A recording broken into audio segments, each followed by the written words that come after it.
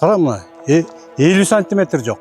Эшикти ачарыңыз менен жолго чыгат экенсиз. Ушундай жол салынып атыптыр. Аркы бет, берки бет болуп урушуп да калдык. Жатпай көчүп кеткиле барыңар. Силер баарыңар кийин келгенсиңер. Эгер бул жак арыраак жылса, жолда бир аз берирээк түшмөк да, туурабы? Но үйлөргө жабышпай. Жок. Эси булсак, ооба биягына түшүп, бирок биз батпай калдык да. Жол машинага урунат экен да, азырчы мына эшик ачылса. Мына жолго урунуп атпайбы? Кой отур. Бул ушул проектте дал келеби? Көлмөнүн ар бир көчөсүндө бар азыр деп баралы. Бүт эле жерде ушундайды. Биз тарап бузулду, бул тарап бузулган жок. Бузулбагандан кийин дагы минтип буларга бул тарап ыңгайлуу болот атат. Көптөн бул жактан латок, тротуар болуп эле келатат. А бул жерге келгенде жок болуп кетип атат. Газ труба турат, Эмам мырза. Ушун жылдырыш кыйын экен. Жылдырыш кыйын. Адилеттүүлүк менен салынсын. Мен балам чыкканда эле мен балам жолго кабылгасын деп. Эми жол стандартный болот экен десек, эми жол тизеге туура келип калат. Но бордюр. Эси биз туура эмес кылсак, биз жооп береңе даярбыз. Урматтуу көрөрмандар, эгер ишине так, жоопкерчиликтүү жана ишенимдүү курулуш компанияны издеп жатсаңыз, анда Nobel компаниясына келиңиз. Үйүңүздү ашыкча башору кылбай, өз убагында жана сапаттуу бүтүрөт. Бардык документтери таза. Жетекчиси ак ниеттүү, абийирдүү ишкер. Баасына сапаты төп келген батирлерди Nobelден алыңыздар. Амансыздарбы көрөрмандар, Бишкек шаарынын Көлмө конушунда Кеңеш деген тар көчөдө ушундай жол салынып атыптыр. Жолдун салынганы жакшы, бирок эшикти ачарыңыз менен жолго чыгат экенсиз. Ушундай жол салынып атыптыр. Ал эми ушул катарда жашаган жашоочулар арызданышууда. Жолду минтип 30 сантиметр, 40 сантиметрге чейин бийик көтөрүп коюшту. Үйүбүзгө кире албай калат экенбиз буну салса. Анысы го мейли, бирок эшикти ачсаң эле жол болуп атат, машина өтүп атат. Кээ бир эшиктерибиз ачылбай калды деп. Ушул маселе жөнүндө бүгүн сурап, билип, тактап көрөлү деп атабыз. 3 ай мурун башталды. 3 ай мурун башталды. Ошондо бир силер красный линиядан чыккан экенсиңер. Эми бул жер сатылып алынган жер да. Анан ооба чыккан экенбиз, андай боло турган болсо, элдерге бул жерге стандартный жол түшөт деп айтканда, анда стандартный жолду колдойбуз дагы. Биз өзүбүздүн, мына көрүп атасыңар да кандай евроремонт үйлөрүбүз, бардыгы сонун эле үйлөрүбүздү 1,5 метр бул жака киргиздик. Эми азыр жол стандартный болот экен десек, эми жол башкачараак болуп калды. Азыр биз чыксак эле, мына көрүп атасыз, мына тизеге туура келип калат. Но бордюр. Биз бул жерге уже кандай кылабыз? Биздин могу жерде азыр заборлорубузду кандай кылабыз? Биз өзү бул жактарды кантип өтөбүз бул жака? Жол болсо эми азыр эртеңки күндө жаандар бүт азыр ушул жака кирип атат. Суу каптап атат. Ушул жактагы жаандар бардыгы ушул жака. Мисалы үчүн биз өзүбүздүн балдарыбыздан коптуу болуп атабыз да. Биздин балдарыбыз кандай болуп калат анда? Балдарыбыз чыгып туруп эле ушундай жолдун огуна турга келип калабы? Ушул маселе болуп калып атпайбы? Эшикти ачса эле унаа астыбыздан өтөт. Ооба, бизде азыр мисалы үчүн могу жерден биз мондайынан неме курулат. Биз эми заборубуз куруп элекпиз эми жылга деген. Ушундайынан неме коюлат. Эми элестетип коюңуз, ушул жерден буяка чыкканда эле мен коляскамды эле өзү 1,5 метр го, 1,5 метр коляска менен деле чыга албайм да, балам менен.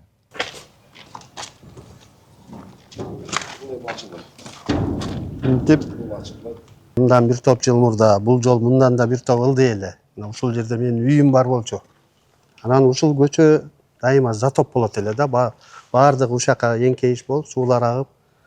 Мен өзүм чоң машина айдагандыктан баягы жумуштан келсем эле корого мындай кечип кирип калдым да. Анан ошол көйгөйдү чечейин деп ушул үйдү канча ремонт кылсам да ошо бузууга туура келген да. Ушуну бузуп, кайра жаңыдан үй салдым да. Эми фундаментим болушунча мен чекем менен мындайча айтканда 1,5 метр көтөргөм короону. Корого 60-70 сантиметр төгүп, короомду да көтөрүп, уклон болсун деп. Чоң расход жумшадым эле да.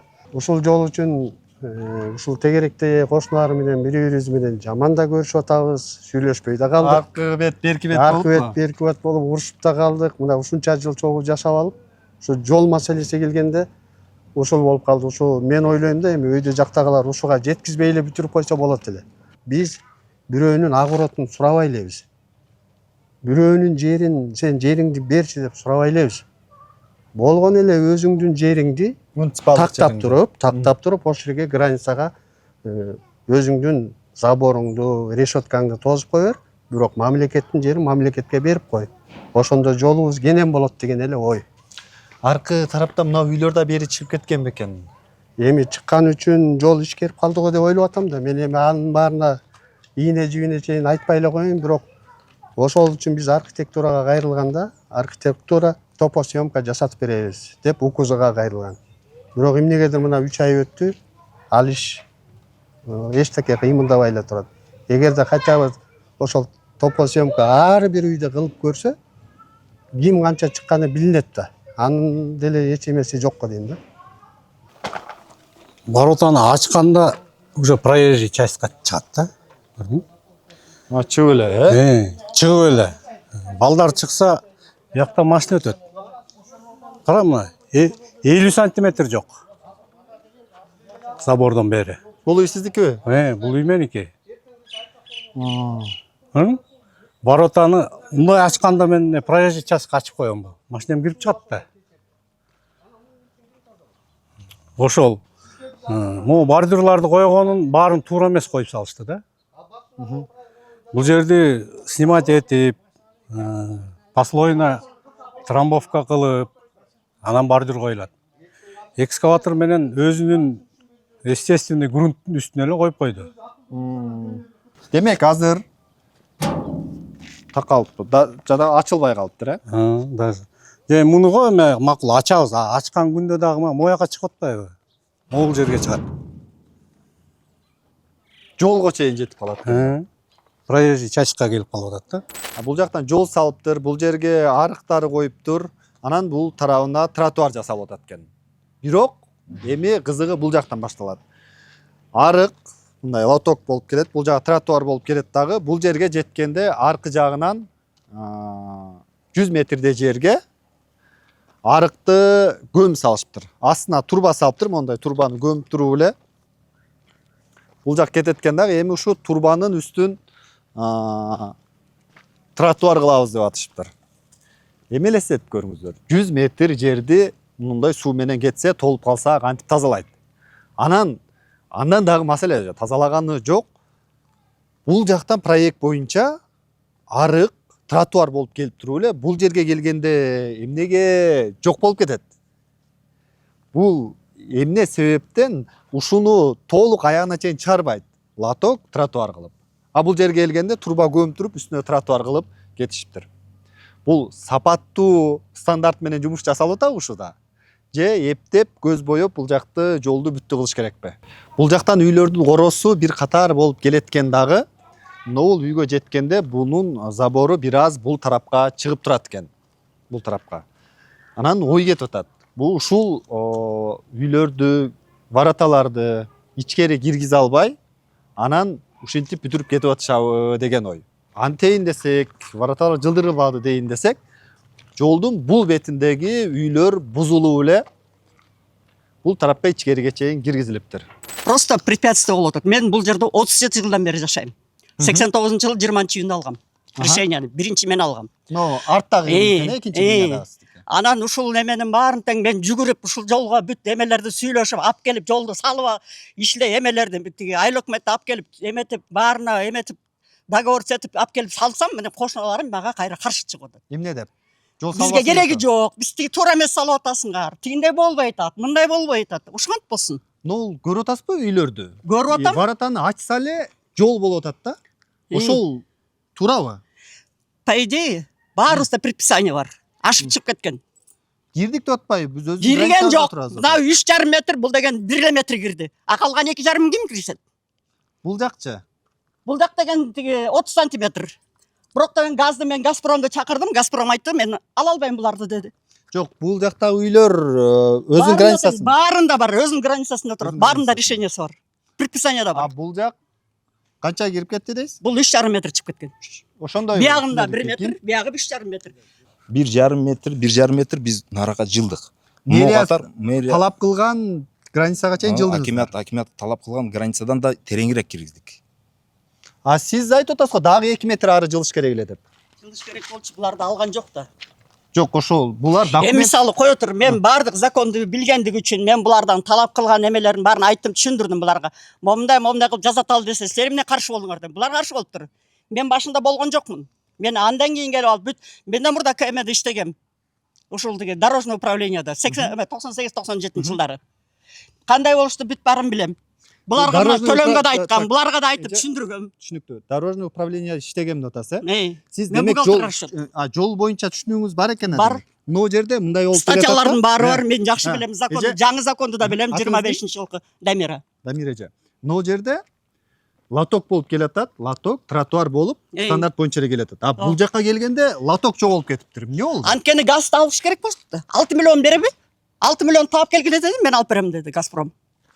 Газпромго барып чакырып, Газпромду сурап келгиле. Жолду ошол талап менен куруш керек. Бул жактан Талап менен куруш керек. 6 миллионду ким берет бияка? Мен чөнтөң мен бербейм 6 миллионду.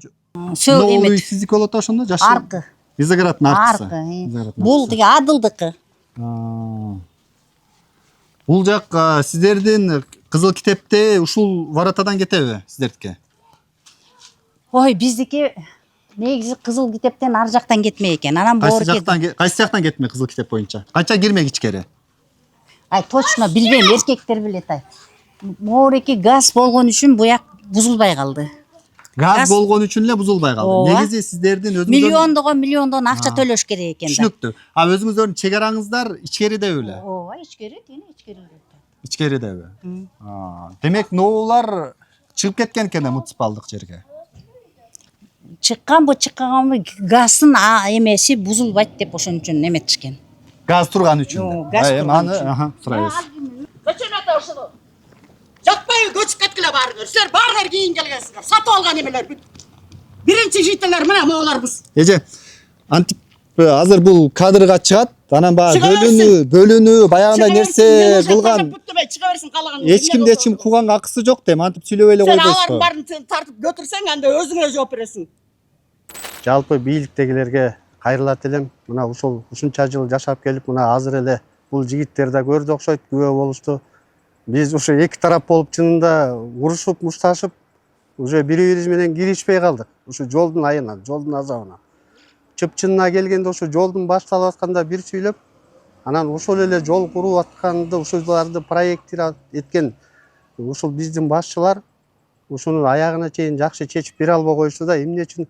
Негизи ошолордун кызматы эле могу жолду баарын бир чети кеңейтип коюп, заборлорду кимдики болсо кеңейтип коюп, бизге проектин көргөзүп, мына момундай жол түшөт деп туруп, анан жолду баштаса, бизде ынтымак ыдырабайт эле. Бирок тилекке каршы андай болбой калды. Мына азыр көрүп атасыңар, мына бир тарап, эки тарап болуп, бир тарап бузсак, экинчи тарап биз жак бузулбасын дегендей маани кылып, бизди көчүп кеткиле дегенге чейин барып, бизди жүрөгүбүздү оорткан сөздөрдү сүйлөп, ушунчалык бизди нерв кылып атат. Эми мен ойлойм, буга дагы Кудай өзү тараза болсун. Бирок эми жогору жактагыларга жетсе, мындан аркысын туура чечип берет го деген ой келип атат. Эми эч убакта мындай нерсе калбаш керек. Биз дагы өзүбүздүн кызыкчылыкты, өзүбүздүн мындай ыңгайлуулукту айтып атабыз. Биз эч нерсе андан эч нерсе ашыкты айтпай элебиз. Биз ошо жолдун салынышына биз да кызыктарбыз. Жол бүтсүн, жакшынакай бүтсүн, бирок ошол баардык тарапка бирдей ылайыгы менен болсун деген. Бул жактагылар, мына чыгыш тараптагы, восточный тарап бардыгыбыз биз жылып бердик дагы. Эми жол стандартный болот дегенден бардыгыбыз сүйүндүк. Буяка жылып берип койдук. Эми жылып берип койгондон кийин жол бардыгыбызга ыңгайлуу болот экен деп ойлодук, бирок бардыгы биз жылып берген жака наоборот ыңгайсыздыктарды, бардык шарттарды түзүлүп калды. Бул жака эле ыңгайлуулук бар экен да. Ал жакта себебинде газ бар экен. Газ жылбайт экен. Ошонун себебинен ал жака ошондой ыңгайлуу, тең салмакта жок болуп калды да. Бул жака ыңгайсыздыктын бардыгы жаралган, бул жака ыңгайлуулуктун бардыгы жаралган. Кызыктай эле нерсе. Бул жака келгенде, бул үйдүн ортосундагы аралык бир 20-30 сантиметр эле экен. Эми булар кантип чыгат? Эшигин ачса эле жолго чыгабы, машинага урунабы? Жада калса бул эшиги дагы ачылбай калыптыр. Бул проектиси жасалган кандай болгон? Эми бул үй чыгып кеткенби? Же бул жол салгандар үйгө жабыштырып салып атабы? Стандарт кандай болот? Бийлик өкүлдөрүнөн дагы сурап көрөлү. Бул жалпы узундугу şu Максат көчөсүнөн баштап мектепке чейин 230 метр, жалпы суммасы подрядчик Осо Кубат деген фирма утуп алган. Жалпы суммасы биз планируемый сумма, тендер койгон суммасы 5 миллион 470 миң 182 миң сом койгонбуз. Осо Кубат уткан суммасы 4 миллион 913 миң 789 миң сомго уткан. Бүгүнкү күндө бул капитальный ремонт согласно ведомости объемов работ бул жерде бизде 1,5 метр тротуар каралган. Бүгүн батыш тарабында. жана жолдун ширинасы 6 метр. Анан бул жерде мындай маселе болду бизде. Могу үйлөр, күн чыгыш тарабында үйлөр. Дээрилтегенде эле мына маякка чейин чыгып кетишкен. Маякта болчу, мурда. Маякка чыгып, то есть муниципалдык жер, биз Бишкек шаарынын мэриясы муниципалдык жер менен көп жылдан бери мына көлмөгө эле бир 32-33 жыл болду, ошол жылдан бери колдонуп келишкен. Бүгүнкү күндө жол салып атабыз. Азыр ошонун жол батпаган майына биякта муниципал биздин жерди бошотуп бериле, өзүңүздөрдүн чегиңиздерге кирип беребиз деп айттык. Кирип беришти. Кирип беришти. Булар азыр өзүнүн чек арасында эле турабы мына заборлор? Жок, булар даже эми азыр өзүнүн чек арасында деле эмес, булар азыр мына көрдүңүзбү столба. Могу столбанын охрана зонасы 1,5 метр ары болуш керек. Бул даже бери чыгып турат, ачык айтканда, берирээк. Бирок биз эми баягы элди кыйнабай эле жол батканча бошотуп бериле дедик. Демек булар границасы 1,5 метр да ичкери кириш керек беле? Көрөңкү ооба, мына. Могу кириш керек дагы. Дагы 1 метр ары керек. Дагы бир эми плюс-минус 1 метр ары бери. Азыр айткан уведомление боюнча эле ичкери кирдик деп атат да, биз өзүнүн чек арабызда турабыз деп атышат. Демек, мына катардагылардын баары 1,5 метр ичкери кириш керекпи? Катардагы эмес, бар эмес, документтер. Могу көрөсүз, столбанын охрана, столбаны эле байкаса болот да. Столбаны тартсаңыз, мынакей. Столба деген столбанын ар жагында охрана зона моң ичкери 1,5 метр болуш керек ары. Бирок биз деген баягы элди кыйнап, биз деген баягы элди кыйнайын деген ой жок. Биз самый главный жол батып атабы? Ошону эле бошотуп бериле деген сураныч менен урматтуу жашоочулар, мына бияк тараптын жашоочулары бошотуп беришти. Өз ыктыяры менен. Анан күн батыш тарабы эмне себептен мындай болуп калды? Бул жерде биздин убагында Газпром Кыргызстан тарабынан газ центральный магистральный турбалар орнотулган. Мына өзүңүз көрүп тургандай. Муну бизге азыр негизи биякта да чыгып кеткен заборлор бар, аны ачык эле. Канча чыгышкан бул жактар? Эми аны азыр аныкташ керек, примерно бир 2 метрдай 1-2 метр чыгып кеткен. Примерно 1-2 метр чыгып кеткен. Ооба. Плюс-минус. Бирок биз эмнеге бузган жок, кийинде эле карайбыз бузуу маселесин биякты. Биз азыр Газпром менен сүйлөшүп атабыз. Просто Газпром айтат, бизде азыр боону газопорт жылдырганга акча каражат каралган эмес деп атат. Быйылкы. Ошондой болот маселе. Эси жылдырсак, мунун сноосун карап беребиз. Масалан, аз деле карап атабыз, ылдый жак бетинин сноосун. Эгер бул жак арыраак жылса, жолда бир аз берирээк түшмөк да, турабы? Но үйлөргө жабышпай. Жок. Эси булсак, ооба, биягына түшүп, бирок биз батпай калдык да. Мен ошону айтып атам да, бул тарап бузулуптур. Анан бул үйлөргө претик кылып, жолду салып атат. Бирок биз деген бузганда кызыл китебине кирген жокпуз да. Ошо кызыл китебине кирген жокпуз да, муниципалдык жер. Муниципалдык жерге. Анан бул жакта дагы 1-2 метрдей муниципалдык жер бар деп атасыз. Ооба. Бул жак бузулбаптыр. Анан ушул тарапка тротуардын баарын салыпсыздар. Бул жака ыңгайлуулук түзүлүптүр, бул тарапка түзүлбөдү деп атпайбы? Бул эшигин ачса жол болуп атат азыр. Азыр бизде бул внутри, бул Элман мырза, бул внутри дворовой көчө. Внутри дворовой көчөдө ушундай эле карап атабыз бүт эле шаар боюнча. Бул эми межквартальный да, мына кварталдын көлмөнүн ичиндеги жол, ичке көчө, внутри квартальный жол. Буга бизге мыйзам жол берет ушундай салганга. Булар эмне болот? Эшиктер ачылбай калыптыр. Жок, азыр эшикти жок. Азыр эми өзүнүн забору убагында ылдый жерге жайгашса, биз эмне билебиз? Булар заборун көтөрүш керек. Бул деген мындай жагдай көп эле жерде бар. Элдер түшүнүк менен кабыл алып эле жолду салып берип атасыңар, чоң рахмат деп эле заборлорун көтөрүп, эшин жасап атышат. Мен ошо айтайын дегеним, булар нааразы болуп атпайбы? Бул тарапты бузду. Бул тарапта бузса баарыбызга эле кеңири жакшы жол болмок депчи. Анан кийин эмне себептен бизде башынан эле жак болбошот? Эң негизги маселе ушу газдын түтүгү болуп атабы? Жок, бизде эң негизги башынан эле бир тротуар, бир жол каралган. Долбоор боюнча эле. Ошону биз салып атабыз. Биз эми баттык да. Биз деген бул жерде биз бирөөнүн жеке менчигине кирген жерибиз жок, тартылган жерибиз жок. Бул өзүбүздүн болгону муниципалдык Бишкек шаар мэриясынын жерди алдык, бошотуп берди, болду. Эми ушунча жыл Элеман мырза, мына Бишкек шаар боюнча билесиз да, элдин баары эле чыгып кеткен, анан жол салган келгенде эле ушундай бир наразычылык болот. Эми түшүнүксүз болот, конечно. Азыр эми оор эле бүт баарына заңы забор коюш керек. Бирок ушунча жыл, 30 жылдан ашыгыраак муниципал жерди колдонуп бергенен эми бошотуп бериш керек го дейм. Түшүнүктүү. Булар жолду баягы бошотуп бербейбиз дептир. Бошотуп бердик дейт. Бошотуп бердик. Бузулду дейт. Жок, бошотуп берип, башында препятствие кылышты. Бузуп бербей, биз күчкө салып атып, анан бошотуп беришти. Буздуңуздар. Анан булар айтып атат да, бошотуп бердик, ичкери кирдик. Кирсек эми эшигибизди ачсак эле жол болуп атат дейт. Бул жакта деле муниципалдык жер бар эле, бул жакты деле бузса, жол бир аз мондойрок болмок, баарыбызга адилеттүү чечим болмок деп атат. Эмне себептен биз тарапты эле бузуп туруп, бул тарапты бузбай, бизге притик кылып жол салып атат деп атат да, бул жолдун салынышына каршы эмес экен. Ушуну эмнеге мындай чечим кабыл алды? Чечим бизде башынан эле биянан каралган, газ маселе болуп калды. Биз кийин азым үйлөрүндө эле снос маселеси карап атабыз деп атпаймынбы, Эле мырза. Кийин ары жылдырсак, ошол зонаны зеленый зона кылып карап беребиз, благоустройство кылып. Ал маселе жол салууда болуп атпайбы? Жол салып коесуздар, бул жак жолго жабышып калып атпайбы? Ошону жол жабыштырбай бир аз ортороок кылсаңыздар, тигире жолдон бир аз алысыраак турат эле да, ошону бул үйлөрдү арыраак кылып, мондай жолду бир аз берирээк жылдырганда. Биздики маселе газопровод болуп калды, Эле мырза. Ачык эле айтып. Мына жашоочулар айтып кеткендей эле бузганын эле ичи күйүп эле азыр сизге кайрылып атат. Бизди Элеман мырза булар жогорку кеңешке баштап, шаардык кеңеш депутаттарына, прокурорлордун бүт баарына кайрылды. Бизди текшеришти. Мындайраак үйлөрдү көрөлү эле. Жүрүңүз. Жактан. Жүрүңүз. Эми текшеришти деп атасыз да, бул жерден мен айтып атам, ичи күйдү деп айтканда мынау жашоого ыңгайлуу эмес. Мынау карасаңыз, мынау үйдөн азырчы, мынау жерден мынау эшик ачылары менен жол болот. Биз Анан макул, эгер аркы тарабында ошондой болсо макул эле, бул адилеттүү каралбай деп атат да. Биздин эшигибизди ачсак эле жол, бул жакта болсо, арыгы турат, тротуары турат, биз тарап бузулду, бул тарап бузулган жок, бузулбагандан кийин дагы минтип буларга бул тарап ыңгайлуу болот деп атат. Ошондо сиздер баягы ушу эл ушундай талаштуу маселе болгондо бийлик өкүлдөрү чыгып бир адилет чечим карап бериш керек да. Элди мындай ызы чуу калтырбай, бир адилет карап, бир элди бир ынтымактуу жашаганга бир мындай чечим чыгара турган сиздер да, бийлик жетекчилери. Ошого эмнеге мындай болуп калды деп атам да?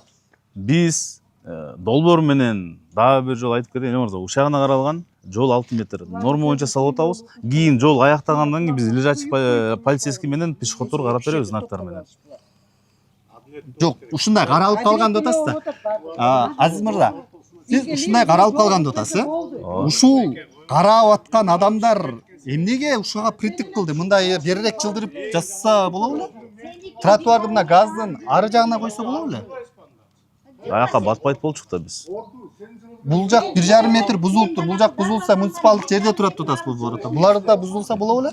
Биз батпайт болчук буякта. Биз аны карап чыкканбыз. Биздин тротуар эми 1 метр негизи норма боюнча 2,20 да тротуар.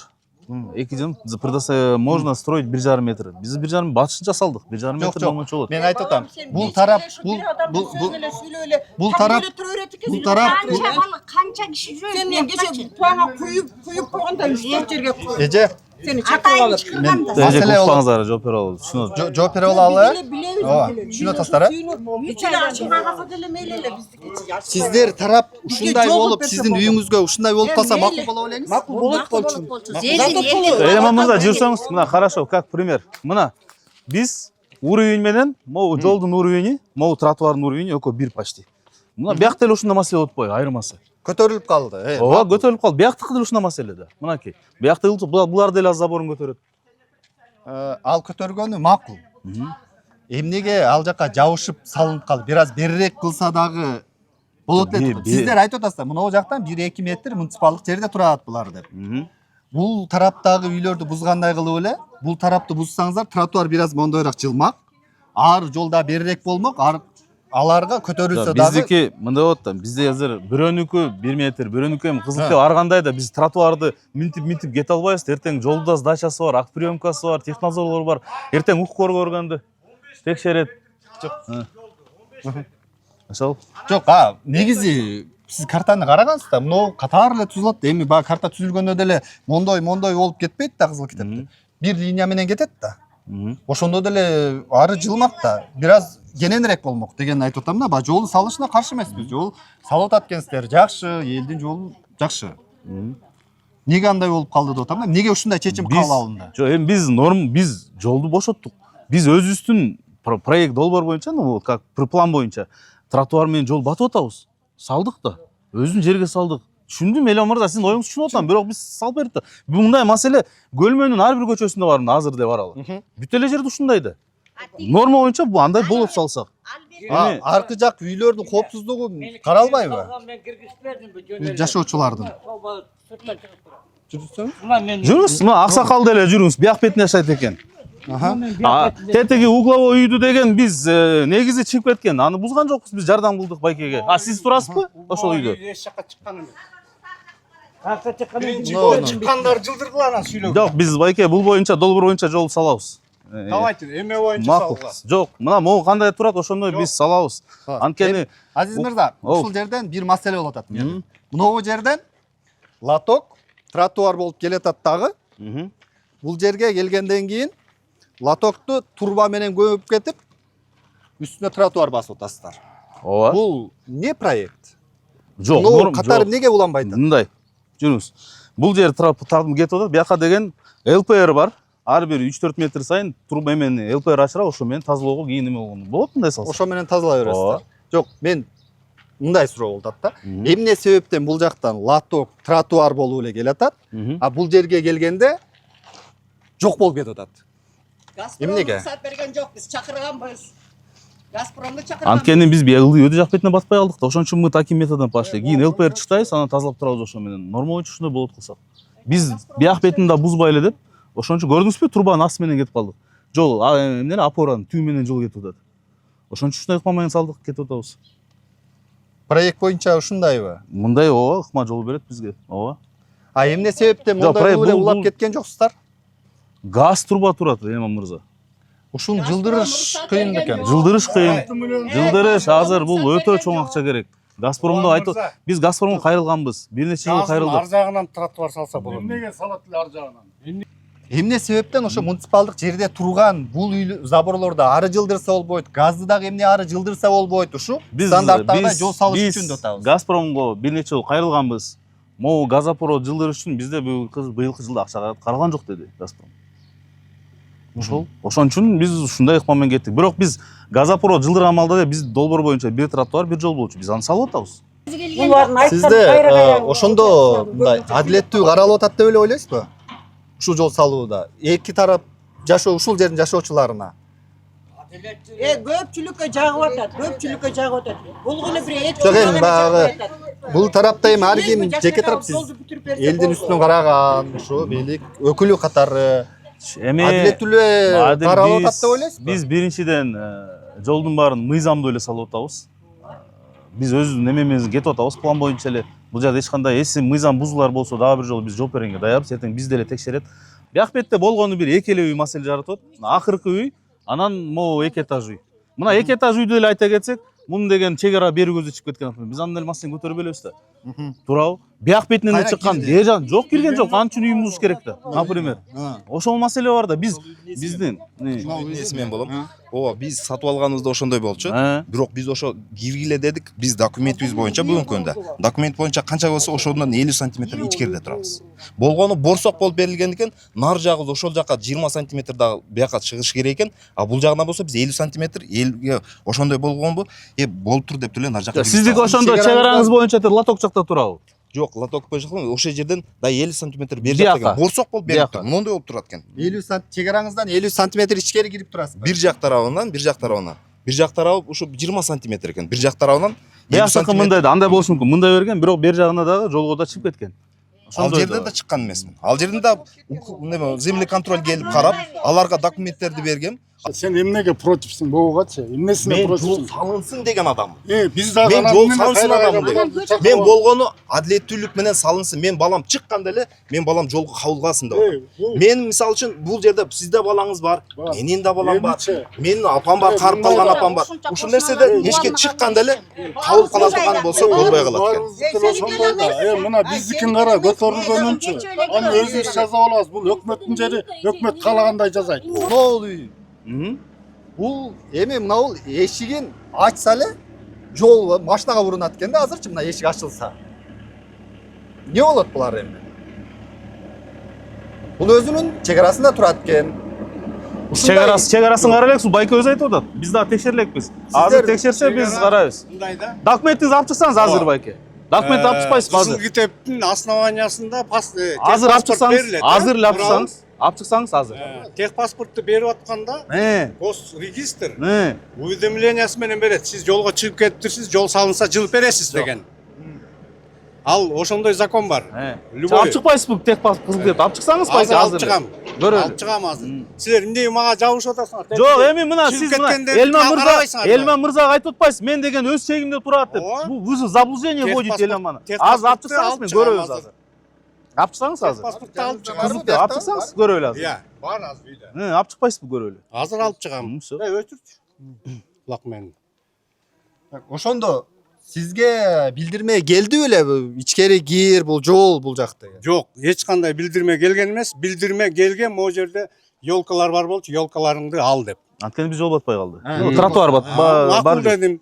А бирок заборуңду ары жылдыр деген билдирме келген жок. Анткени биз бул жерден батып кетти Элемон мырза. Эми биздики дагы бир жолу айтып коеюнчу Элемон мырза, бизде деген барып келип эле бүт баарын талкалап анан элдин бир эмесине калайын деген, каргышына калайын деген оюбуз жок. Ошон үчүн бул байкени деле караган жокпуз да. Тияк бат. Эми булар айтып атат, биз өзүбүздүн чек арабызда мамлекет берген документтин негизиндеги чек арабызда турабыз. Анан сиздер келип жол салат экенсиздер дагы, эми булардын эшигин азыр эшигин ачса бул жакка өткөн машина курулат экен. Мынаны ачып көрөлү эле. Муну көтөрүш керек заборун. Элемон мырза анын заборун көтөрүш керек эми. Эй бала, сен муну Өтпөй качып барсаңыз. Эми кече көрдүң, эми кече кайра Жок, жүрүңүз Элемон мырза, тиягын ачып көрөлү. Сиз айтып атпайсызбы? Тиягын Жок, барып жок, көрөлү. мен Жүрүңүз. баягы тийип калды деген эмес. Бул эшигин нону ачса, жолго чыгып кетип атпайбы? Мына жолго мурун атпайбы? Кой отур. Бул ушул проектке дал келеби? Эй балам, отур. Мен суралайчы, Мен айтып берейин, түшүндүр. Сиз ким? Мен Ушен. Моголар деген 1,5 метрге чыгып кеткен. Могул чыгып кетилген. Анан кийин чыгып кеткенден кийин муну буз деп келген. Анан бизде эл чугулдап ушул жерден зачем бузуп? Баары турса, мындай эле кетип калса болот да. Элдин баары тең могу жактан, могу жактан. Тротуар жок, арык жок. Ушундай эле салынганда эли жөн эле ыкка келип туруп эле салып кетишкен. А булар эми менин дарбазам ачылбай калып атат. Пожалуйста, бузсун. Жүрүңүз. Аныктаган. Сиз байке, ушунчалык байке. Жүрүңүз, кийинки көчөгө баралычы. Атыңыз ким эле сиздин? Элемон мырза, жүрүңүз, Деп бул мага көчөгө баралы. эчтеке келген жок. Уведомление келген жок. Алып чыксаңыз китебиз көрөлү. Алып чыксаңыз китебиз. Альберт байке, китебиңизди алып чыксаңыз көрөлү. Алып чыксаңыз китебиңизди. Элемон мырза, могу кийинки эле көчөгө басып баралычы, азыр көрөсүз. Бөлмө конушунун ушундай эле жолу. Бияка тротуар салынган эмес. Бул жака тротуар салынбак. Ооба. Ошондой эле маселе мына чыккандан кийин эле жол. Бул көлмөнүн бүт Жол менен тегиз экен, эми бул эме да, рельеф да, Элемон мырза, жол тияктык бул мындай да, көлмө мындай келет да. Үйлөр ылдый жайгашкан калган. Там тем более бордюр орнотуп атат. Бүт эле жер ушундай. Көлмөнүн ар бир көчөсү ушундай салынган. Бүт чыгып алган. Келе калып элатыр ушундай болду. Бияка чыкканда эле бул эми внутри квартал, биякта андай деле автомобильный эме поток жок. Жашоочулардын ички эмелери. Центральный же чоң жол болсо биз обязательно ал жагын карайбыз, чын. Бирок мына эми Элемон мырза, акыйкаты менен караганда ар бир көлмөнүн ушундай эле. Анализдер боюнча биз УПСМден алганбыз. УПСМден көлмө боюнча анализ алганбыз. Биякта бир да ДТП зафиксировано не было в этом районе. Эч кандай иште көрбөдүм. Могу квадраттын атбай арты. Эч кимди бир сүзүп кеткен эме болгон эмес бул жерде. Мына тарап 1,5-2 метр кирип. Тиякта эле 1,5 метр эки турбайбы. 2. Бул жактар азыр мына могу кийинкисин карайлы. Жакыныраак тине кара заборду көрсөңүз. Акты эле ушундай. Бияктыгы деле ачылбай калыптыр. Анткени бул кээ бир участоктор жер тилкелер, кээ бир жер тилкелер деген ушундай жер. Алло, Александрович, можно перезвонить минуту? Что-то мен жүрөм. Азыр сейчас посмотрю. Азыр мен эле Ма ар бир көч просто могу үйдүкү эки этаждыкы. Эми өзүнүн жер тилкеси ылдый болуп калганда, тияктык деле ушундай маселе болуп калбай кеңеште. Мына муну көрүңүзбү? Мына. У него не открывается. Бул деле айтса болот болчу, анда чыгып алып, меникин ушак ылдый бериле деп. Ушундай эле маселе тоже не открывается мына. Бирок бул көтөрүш керек. Бул жерде обочина строениясы менен бордюрдун строениясы совсем башка да. Бордюрдун строениясы болгондо биз деле бар кичине стройкадан айырма маалыматыбыз бар го. Бордюрдун строениясында сөз түрдө алар эгерде бизге башында айткандагыдай кылып туруп, башында сүйлөшкөнүздө айткан жерге ыңгайлаштырып ылдатып беребиз деген. Жок. Бирок эмнегедир көтөрүп койду. Рельеф жок. Сиз аксакал, сиз дорожниксизби? Дорожник эмес, мен да строитель. Жок. Биздин дорога должна возвышаться. Жол бийрээк болуп турат. Мен уровеньге барып чыгар, жол каны каптабайт. Эми бизде деле технадзорлор бар, Элемон мырза. Эми бизди уже байынтан бери бир укук коргоо органдарынан баштап бүт баары текшерип кетти. Быйыл Бишкек шаар мэриясы, мына камерада тартып отса керек. Биз жылдан жылга, мына бүгүнкү күндө Бишкек шаарынын мэриясынын тапшырмасынын негизинде быйыл май айында биз 7 көчө шаар ачтык. Анын ичинен 1-май райондо 4 көчө ачтык. Май айында. Былтыр мурунку жылдары билесиз да. Биздеги жайында, күзүндө жалаң жобасы. Быйыл аябай эрте баштадык. Биз дагы элдерге максималдуу түрдө жол салып кетели деп. 25 мүнөттө өттүбүз. Мынакей фактический увеличение бар 29 кылды. Муну карашыңыз керек, каядан чыгып кеткен. өлшеңіз бар турбайбы байке? Эмне? Кайсы? Хорошо, мен 29 квадрат берем, барын 20 жылдыргыла, бүт барын ордуна келтиргиле. Мен жылам. Кайсы жерден чыккан анда? Меники бирок буга мен Бериядагы андан тышкары жерин алып төлөп атасыз, ооба? 29 квадрат. 29 квадрат бул кенеде эле да. Жылдырып берем мен. Эч кандай эмем жок. Биз сизди жылдыр деген жокпуз да, биз жол менен батып кеттик да. Ошон үчүн айткан жокпуз. Жол менен батканда дагы нарушение менен баттыңар да. Байке, мен сизге дагы жол Эч айтсам, кандай нарушение норма кылсак, сакталган жок. кайрылыңыз. Если биз туура эмес кылсак, биз жооп бергенге даярбыз.